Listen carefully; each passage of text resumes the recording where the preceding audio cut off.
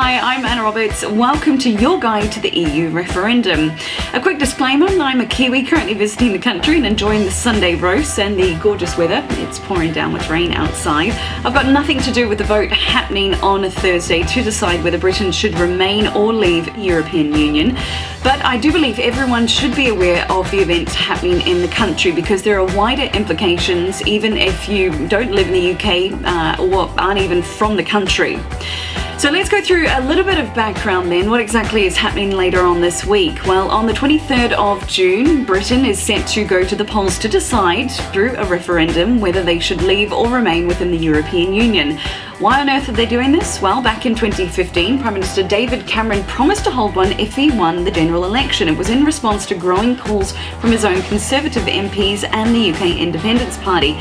They argued that Britain hadn't had a say since 1975 when it voted to stay in the EU in a referendum.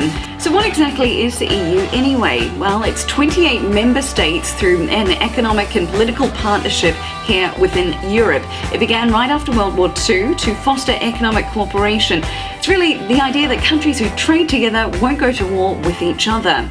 It's since grown to become a single market, allowing goods and people to move around, basically as if the member states were one country. It also has its own currency, the euro. It's used by about 19 of the member countries and its own parliament. So between vote remain and vote leave, what are the main arguments on either side? Well, they come from a variety of different issues that include immigration, the EU budget, sovereignty, jobs, law, defence, influence, regulation, and also trade.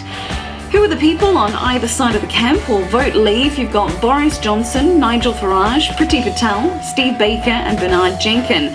Vote remain includes the likes of Prime Minister David Cameron, Alan Johnson, Lord Rose, Will Straw and Nicola Sturgeon. So who else has left the EU then?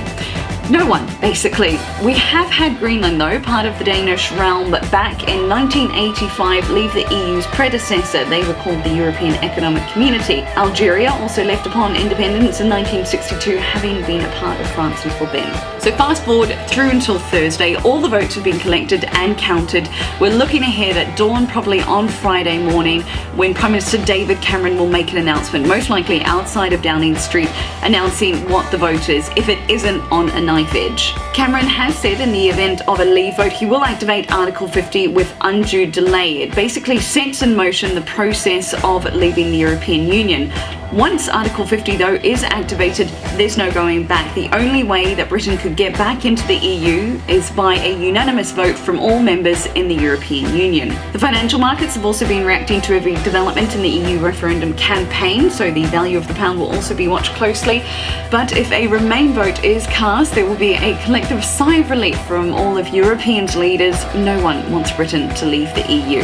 That's a quick roundup of the events happening here within the UK on Thursday. For more, check out Instagram, Facebook and Twitter. I'm Anna Roberts.